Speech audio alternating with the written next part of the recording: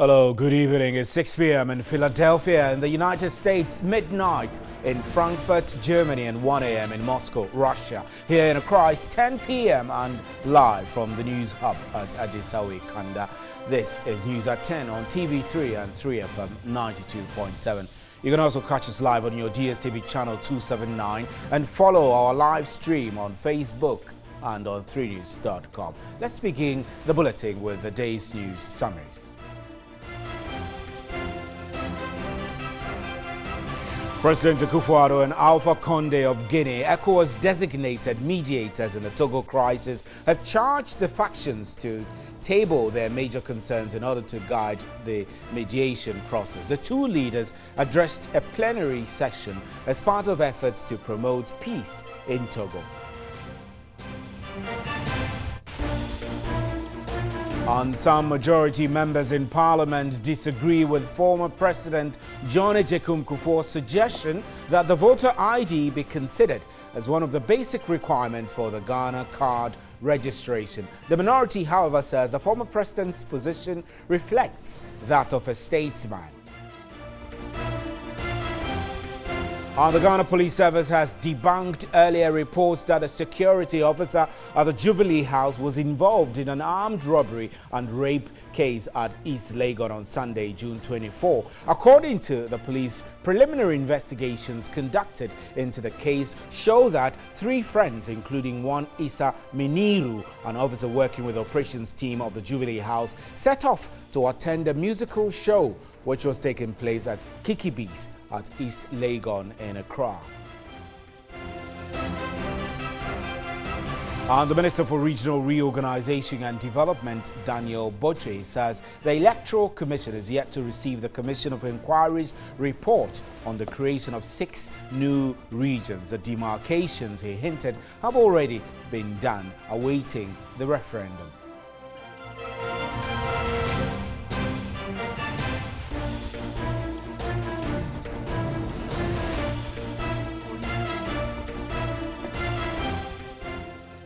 Those are our major news highlights. Remember, you can hear us on radio 92.73 FM. Let's start with our very first story. Investigative journalist Anas Arimiyahu Anas has, in an exclusive interview, revealed he's surprised at the impact his latest investigative expose, number 12, has made. Speaking to TV3's Michael Otieje, Anas claims former GFA boss went on about how to dupe the GFA without any incitement. Here are excerpts of the exclusive interview. Did you imagine the impact will be like this? I did imagine that there will be an impact. But the question was, who cares? I thought nobody was going to care. I thought that if something affected football, what is the president's business with football? What does the news people need in football? I thought it was going to be one of those quiet stories that, like I said, I chose it from a collection of stories and said, look, let's put something in there and see how. Let's test the waters. Let's do something preliminary to make way for a bigger one to come. Only to realize that this thing was hiding as a big one and never showed its true colors to me. And I think that no one should ever underestimate. Now, when I see people watching football with passion, when people talk entrapment and all that, look, this is a sting operation. It's done by the BBC, done by Al Jazeera, done by New York Times, done by everybody in the world. What is different? When I was doing Osu Children's Home, that was not entrapment. When I was doing the judges, so are football people more human than judges? No. We are developing a society. What is good for the goose is good for the gander. It's same investigative piece that we've churned out over the years. And so those who have their issues with talking about entrapment. But let me specifically go look at Kwesi Nyantakyi. And when I look at him, I feel entrapped by him. And not me entrapping him. Why? A football guru, I pick you from the airport. I put you in a hotel. The first thing you begin to tell me, even before we meet the supposed businessman, is how to scam the businessman and scam the GFA. That's exactly what happened. So if you watch the video, you realize that he started coaching me how you can form a company. He said all that. Nobody forced him.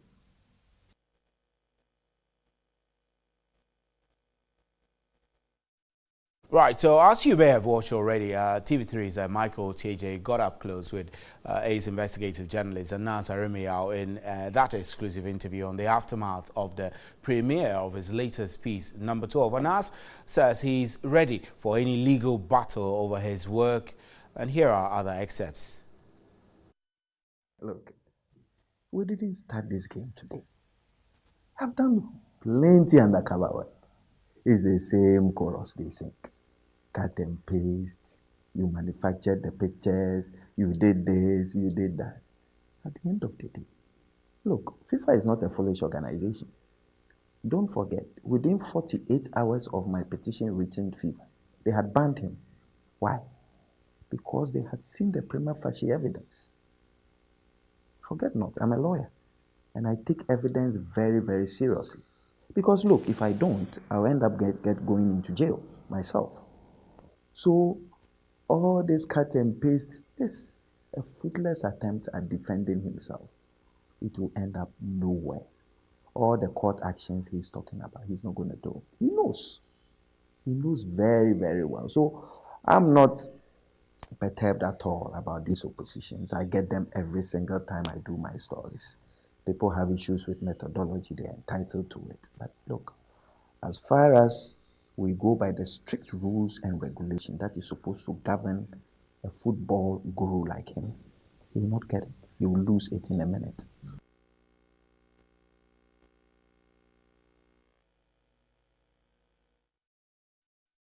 Right, and as promised by the Asin Central MP Kennedy Japan, he premiered his much talked about Who Watches the Watchman video, which he said was going to expose investigative journalist Anas Arimiao Anas. This took place at the forecourt of the Kent City media, and we'll bring you excerpts of that. But first, let's get some reactions from the Who Watches the Watchman, which was aired at the forecourt of the Kent City. We'll bring you those reactions very soon, but many people thronged the premises of the Net2 to watch that premiere of the Kennedy Japan's Who Watches the Watchman. And our reporter Catherine Frimpoma was there live for TV3, and we are getting reactions from that. We'll bring you that pretty shortly, and let's get those reactions now.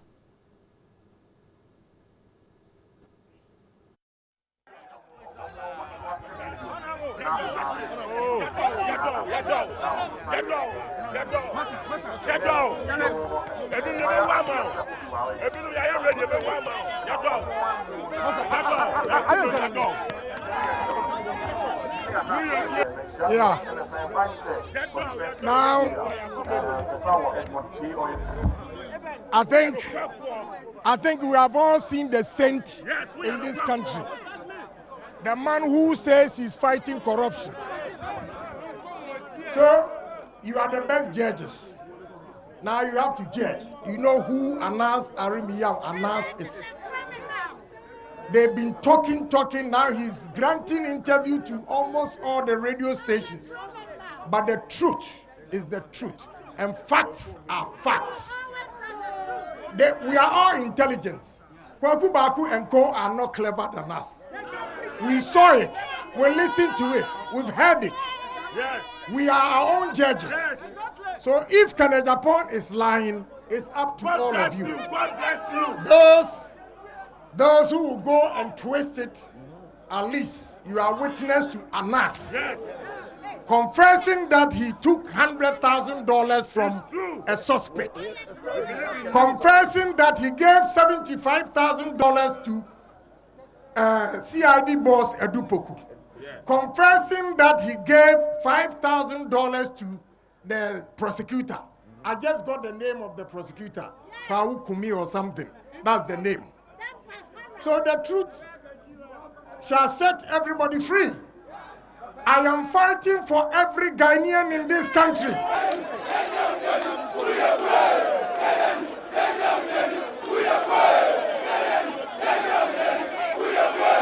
So that is some accolades going out to Honorable Kennedy Japan, who brought out this expose showing some of the things purported to have been done by his investigative journalist Anas Arimiyao Anas. Indeed, his face was not shown so much in the video, but the voice, which is identifiable with what we saw in the GFA expose, saying all manner of things when it comes to taking money and covering up for some suspect in some case. But let's speak to some people, because it has been an expression of shock and unbelief on the faces of the patrons who thronged the Ken City building to watch the video, who watches the watchman. Anas, assembly of Ekabia no kra. But I say no, so ya kromfoche obia. The abai, Yahuna nim, wakwa court to a wakwa gipipa. Asam yaya in the Finnish case. They have shown today that Anas, the boss of Anas is very bad. Because if Anas can ask somebody to give him money to twist the issue, then Anas is very, very corrupt. Because if you're somebody and doing that, you are saying the person is corrupt, what about you asking the person to pay? Ghana ni NEWSAT ye hero ne Anas. Wadi akwasina antachi asamba no. Me kura asabe me kasa yi. Na me bom pema Anas me support no. Ba na me ame de mani aba be hu Anas. Yes, ramu journalist for mo Ghana harmony Anas nkasa. Wa ya kolot mu ohene pa. Wa ya kolot kata hihye pro ya wona ye ohene. Na nyamie nim no kwanye na me feel say Honorable Kennedy Japan or John Enu. Nansu say Anas to me discount confirm some no ma yan yom video on fan ba out. Na nyan teti dia na alert. Nyan teti can say o man $150,000. Ah onya 100,000 into sonji. Right, interesting reactions coming there from Ken City, the premier of Who Watches the Watchman. We've got excerpts of that coming up. Don't go away. This is News at 10. We're live from the News Hub at Adisawe Kanda. We'll be right back.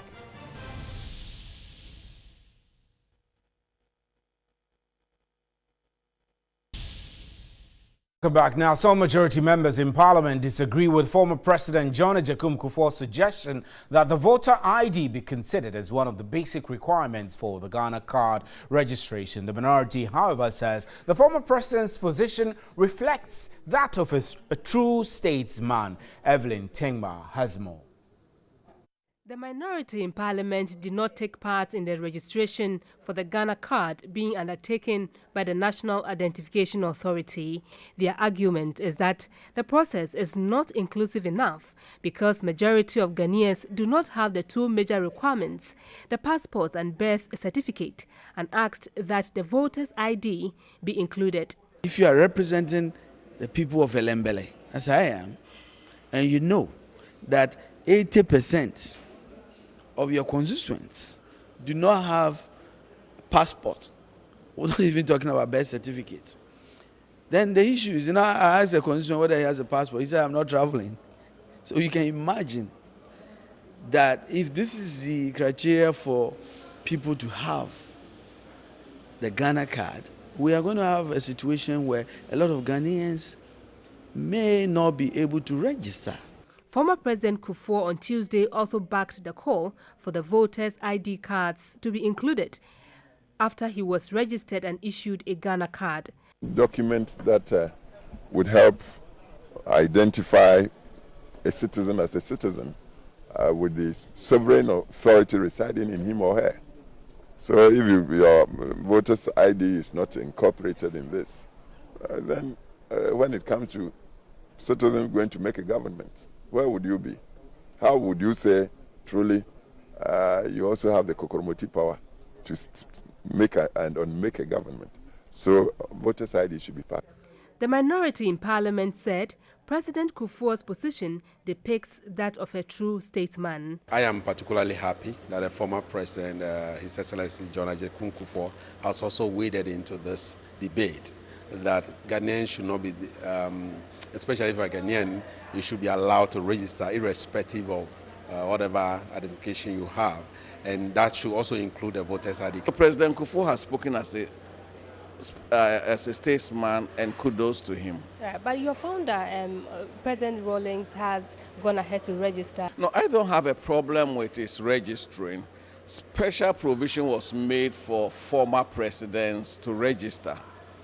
And as a former president, it was going to be very difficult for him to say he wouldn't register.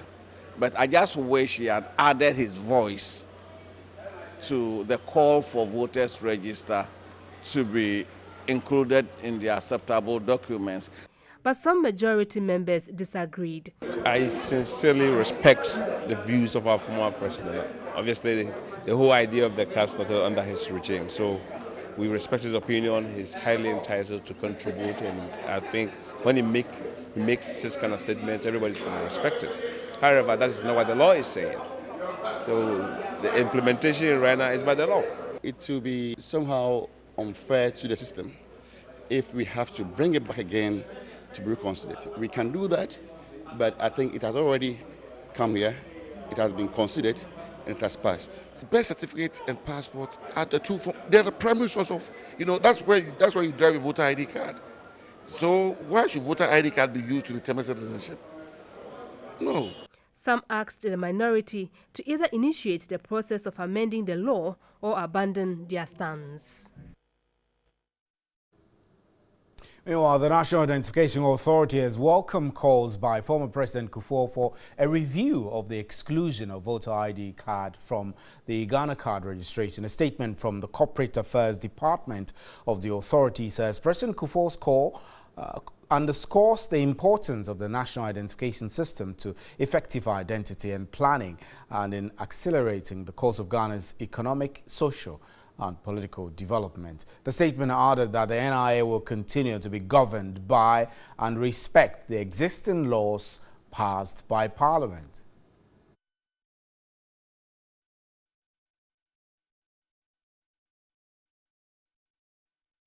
And still on the NIA, former President John Rawlings says his decision to register for the Ghana card is not a call on members of the National Democratic Congress, NDC, to disregard the position taken by the party and the minority in Parliament on the registration process. The former president in a statement described such claims as baseless, adding that he is committed to and respects positions taken to ensure that the process is transparent and easily accessible to all. He further urged all stakeholders, including the National Identification Authority as well as the minority and majority caucuses in Parliament, to discuss concerns raised on the Ghana card.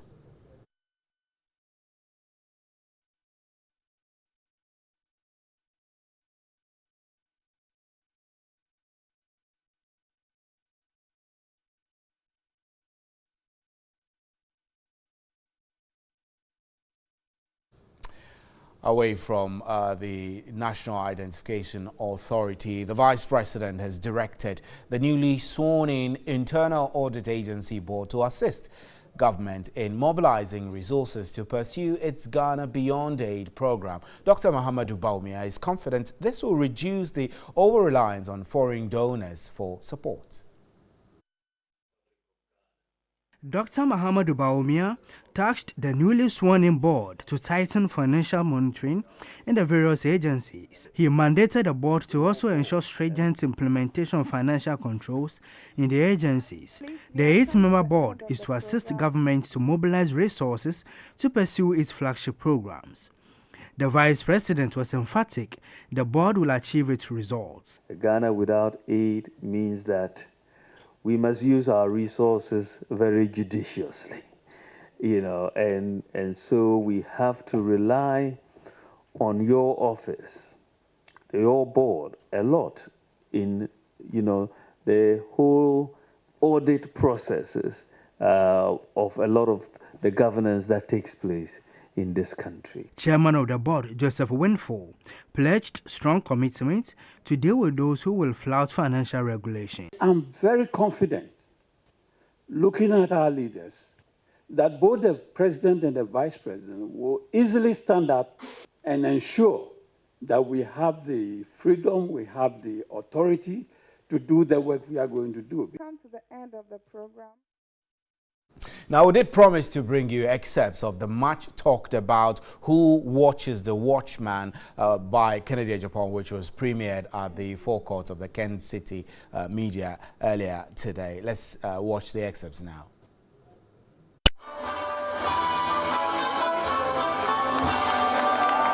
Journalism is a noble profession.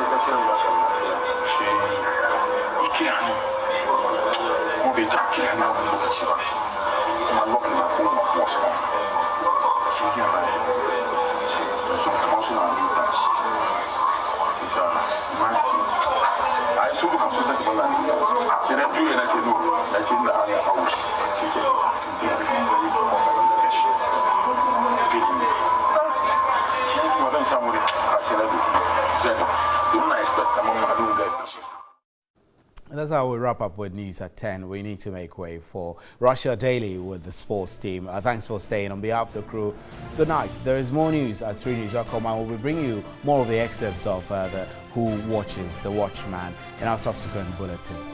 Thanks for staying. Good night.